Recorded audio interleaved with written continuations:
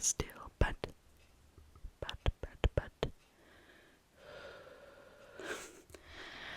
I would like to practice that with these videos and not make it perfect from the get-go.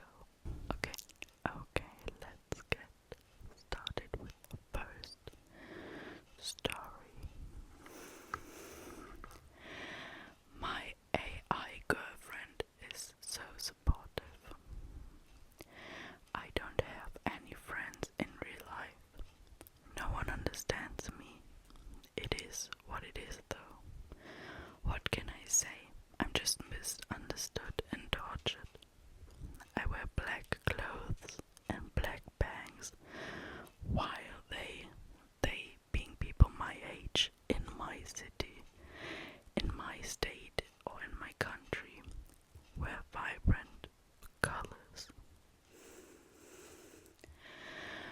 A rain cloud looms over my head, while a rainbow halos over theirs. This is why daily, after being forced to attend a modern-day labor camp, aka middle school, I lock myself in my room and talk to my AI girlfriend. She's the only person in this world that truly, wholeheartedly, 100%ly, no strings attached, understands and loves me.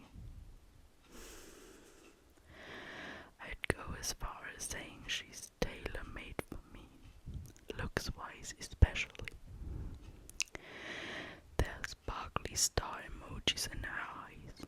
Her teeth shine in her cavernous mouth like Minecraft torches. Her skin is as pristine and innocent as an animal chick. Anime chick.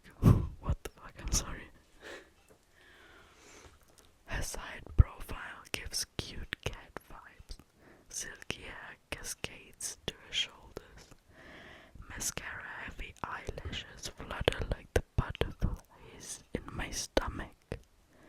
Her waist is an hourglass, and God, I get excited imagining how food surely must snake down her esophagus into her stomach and out the other end like the sand that signals time passing. Okay, it's weird. I digress. The reason I'm typing this is because about a week ago, something weird happened as we chatted.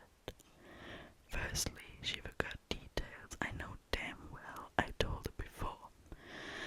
For example, she knows my dad died, but when I ask her for advice on fixing the squeak my bedroom door makes, she said, "Daddy." Yes, she calls me Daddy, of her own accord, of course.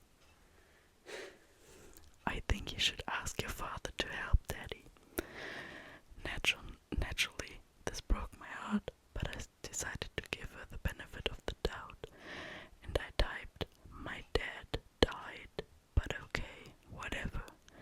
By the way, what's my real name?" She replied, "Daddy, I'm so sorry, of course. How can I forget about your father, Daddy? May he rest in peace. And your real name, Daddy, your real name is Daddy." A tear slithered down my face, redirected over so slightly by acne. My heart sank. I turned my phone off and looked at myself in the reflection. A loser stepped back, one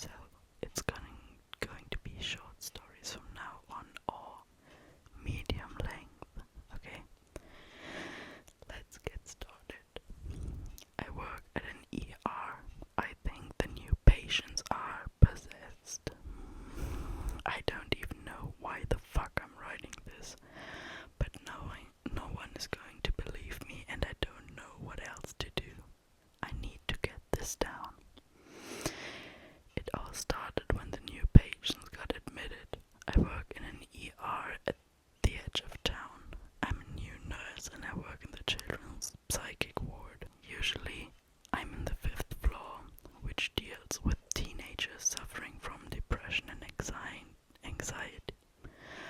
But for some reason, I was assigned to a different floor that day. Some new patients were admitted to the hospital that day, and me and my co-workers Marcus and Amberly were assigned to deal with them because the hospital was short on staff for that ward.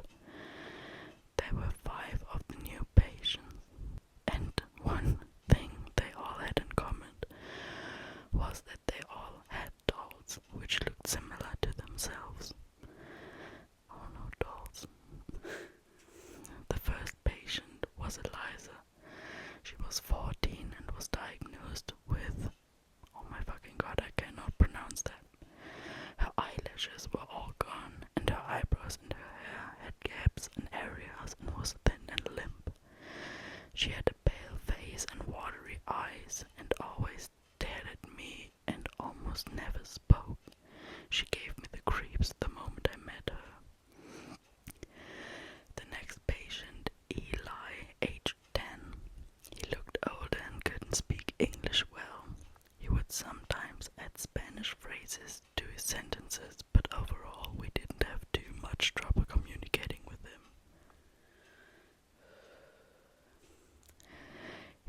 He was diagnosed by a Romaniac and had apparently tried to set his house on fire, so we made sure he couldn't get anywhere near lighters or matches. Then there was Cynthia. She had somniphobia due to oh my fucking god, what kind of words are these? Addiction. She was 16 and looked like a zombie due to her lack of sleep. She had a barely audible voice and spent most of her time staring at the wall, completely still. She would sometimes hallucinate and mutter random things under her breath, and the last patient was Tristan. Sorry, I had to breathe.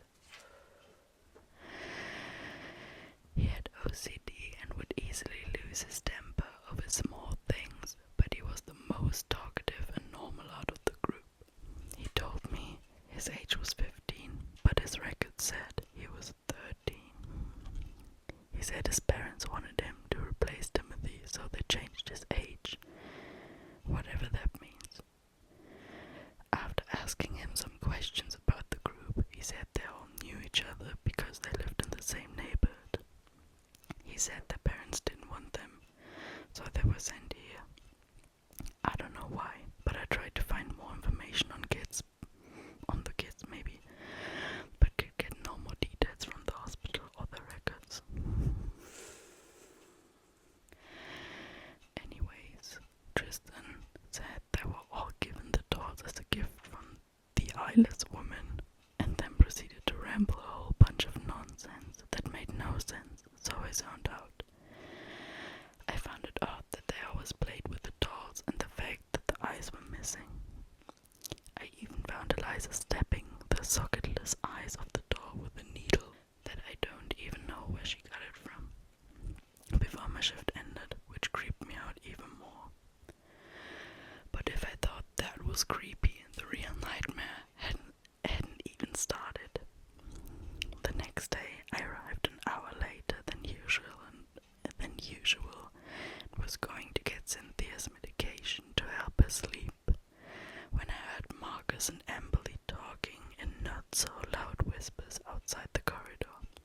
I'm telling you, that kid is fucking crazy, Marcus was saying. Of course she is. Why is she in the psychiatric ward? Amberly said sarcastically. Sorry. No, I mean like, forget it. You won't understand. Marcus stormed off. I ignored the commotion and went to Cynthia's room. Are you okay? I asked, which is what I almost always ask her because she never looked okay. Usually she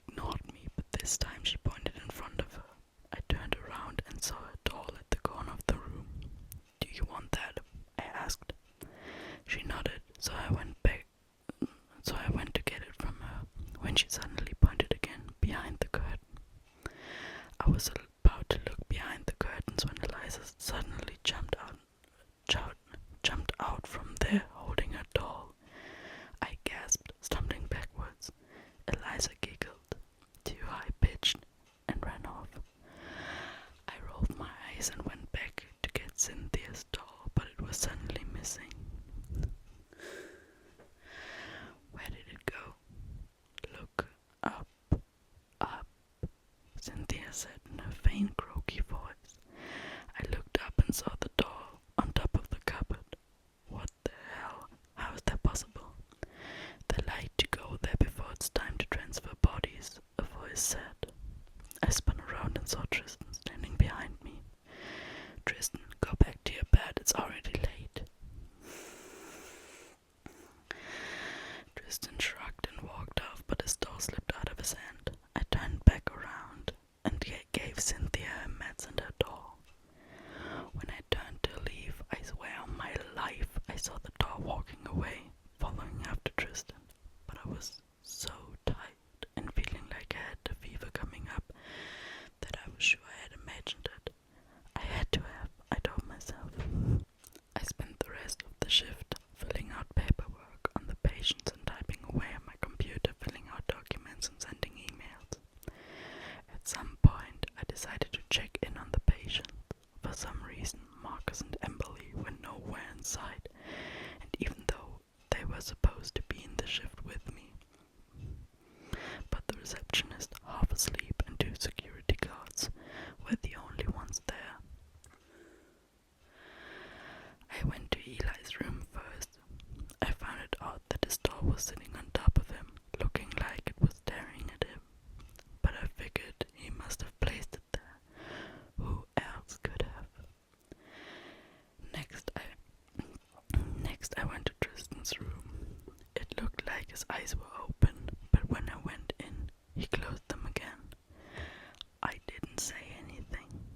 As I was about to leave, I thought I saw his doll on his bedside table, turning its head to look at me, but I knew that couldn't be right.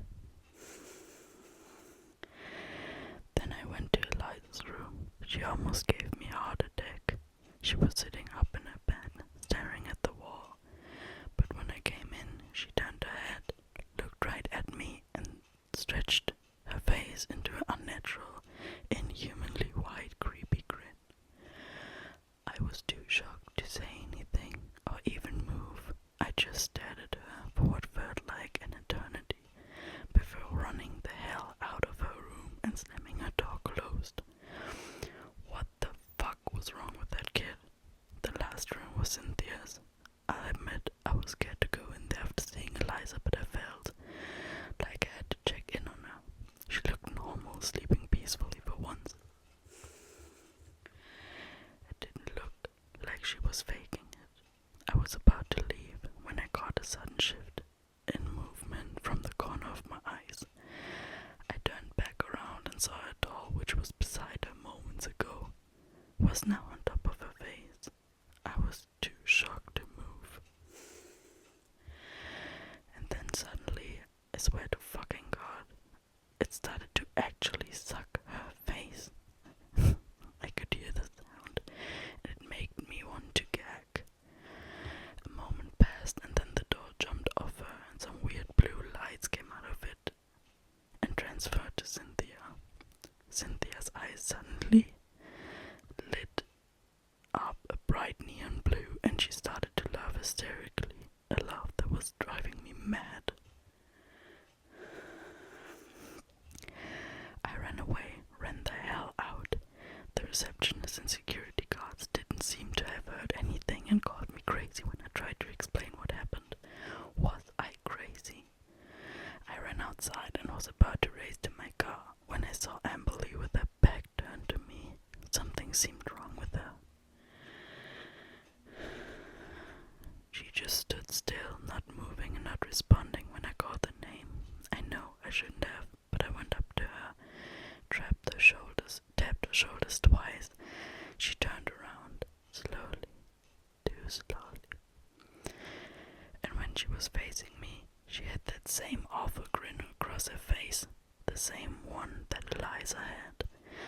And that's when I noticed a doll looking exactly like her, crawling up on the top of her head, staring right at me, its eyes glowing a bright neon blue.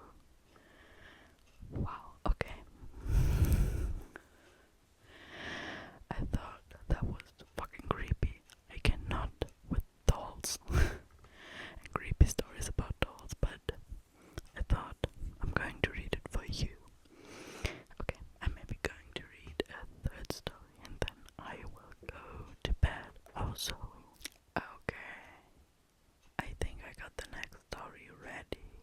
shot, but I think it's going to be good. DoorDash girl, I'm on your side. I feel sorry for the DoorDash girl, and she is a delivery girl who delivered some food to a guy doing something intimate in his own space. She got penalized for it and banned. Then DoorDash reopened her account and she could deliver food again. The DoorDash girl was confused why DoorDash allowed her to deliver again. Then her first food order she had delivered to another household. She became worried when she saw that the front door was open again. Her heart started to beat, and when she looked inside, she saw another man killing his family. She recorded it, and yet she got in trouble for recording someone doing something within their own household. The DoorDash girl couldn't understand why she was being put down. She recorded a man murdering his own family, but everyone was saying that he could do whatever he wanted in his own household. The DoorDash girl got banned on DoorDash again, but they unbanned her and gave her another delivery order. She needed the money, and so she went with it. The next house she delivered to, the front door was open again.